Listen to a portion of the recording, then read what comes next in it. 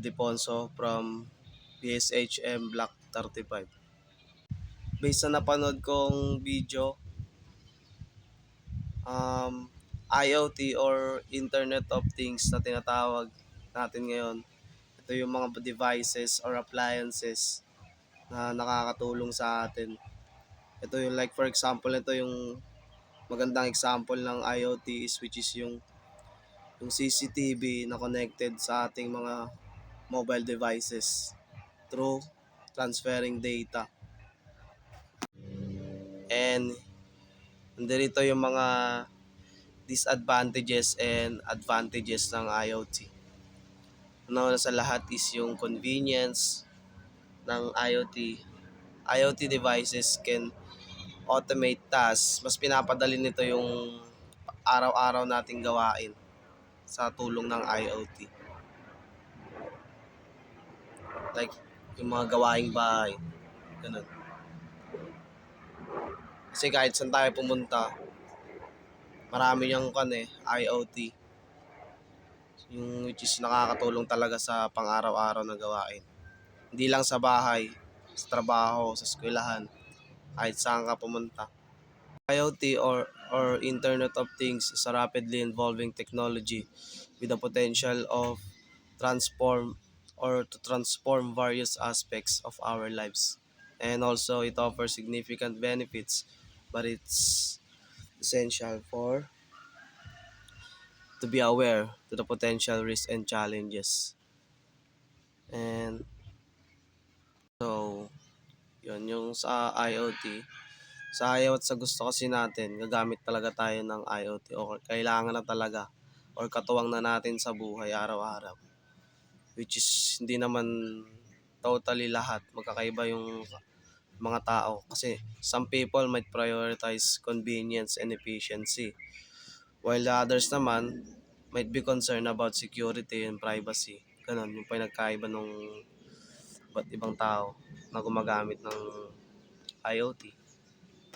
And kung merong advantages yung IoT, meron din namang IoT disadvantages. Which is ito yung like for example na lang natin security.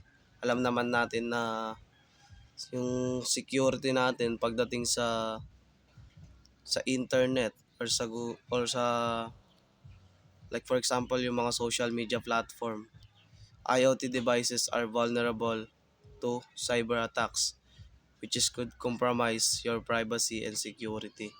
Kasi di naman natin masyadong, kahit ako mismo, di ko masasabing gamay ko yung pagdating sa technology or internet. Which is may mga tao talaga na kayang-kayang gumamit ng mga krimen using yung IoT. And di lang pala about sa daily or everyday routine natin nakakatulong yung IoT, which is nakakatulong din ito yung IoT sa ating security, which is yung gaya nung nabanggit ko kanina, yung CCTV. Mas pinapataas nito yung chance ng ating seguridad sa ating tahanan, yung pagkakabit natin ng smart home security systems. Yon, IoT yun na tinatawag natin. And also, IoT is a powerful technology with both positive and negative implications for society. While it can enhance our life in many ways, it's crucial to address security and privacy concerns. So, ang sabi dun sa napanood kong video, and based din sa experience ko or yung pananaw ko dun sa IoT, which is yung IoT talagang napakalakas na sandata nito. Hindi lang na sinabi nating sandata, which is karamihan ng tao is gumagamit talaga nito. Yung iba ginagawa sa masasamang gawain. Pwede rin maging banta sa tao itong IoT kasi malakas talaga, or yung tinatawag na nating masyado ng high-tech ang mundo natin ngayon. So yun lang. Thank you for watching this reaction video. Bye-bye.